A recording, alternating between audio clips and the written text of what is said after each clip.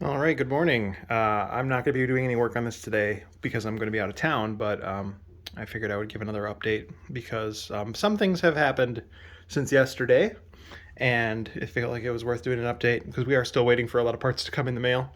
But so this is going to be the server. This is the black case I showed in the previous video. What I did yesterday was I put the motherboard in. Actually dropped in very nicely. I put the fans back in. So we've got our rear exhaust here. We've got our two front intakes here. And then I also reattached the front panel. So that's all good again. Other thing I did was I attached this power supply. This was the power supply that was paired with this motherboard previously. It's an 850 watt Corsair. I'm actually probably going to make a change though. I think I'm going to swap this out for the Rosewell. The Rosewell 650 watt. First of all, I'm not happy at all about this. So since this is a non-modular power supply, you see all these cords, you don't have any control over this. You have to use all these cords and they all have to snake out and go wherever they can. You have to bundle them up with zip ties or hide them away in empty drive bays, and they're really annoying, first of all. The 24 pin motherboard power, no problem there. However, if you look here, you can't see it go back up, but it comes back in here, and it has to go to the EPS CPU power. There is zero slack in this. This thing sucks.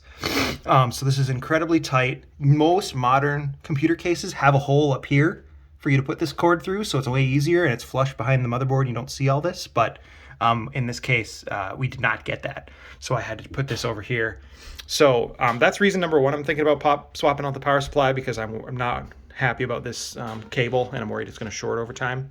Reason number two is, as I've been doing my homework about home servers, basically I've been learning that the lower power consumption, the better. So 650 watts from that other Rosewell power supply will be more than enough to power this server. So in the interests of not only the case considerations, but the long-term power considerations, it's going to be on and running in my house permanently. I'm thinking that that'll be the way to go. So I'm going to, at some point here, I won't do a video for that, but I'm going to take this out and swap it out with the Rosewell. So there's that. Other cool thing that happened, my colleague Dan at work graciously donated some drives. So I'm really happy about this. We've got a couple mechanicals. We got a Western Digital 2 terabyte, two Western Digital 1 terabytes, a couple of Samsung 860 EVOs. They're 500 gigs each, solid state. And we've got another 500 gig solid state here. Now, these are all kind of, with the exception of these two, because these are paired, these are the same ones. None of these are the same exact type, and they're all a little older.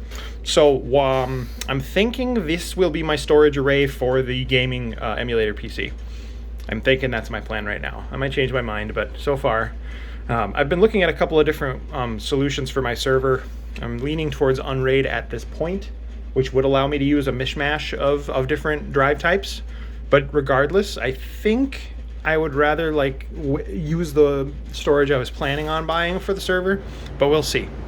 Anyway, that's where we're at right now. I will make another video as parts come in and we get some more progress done.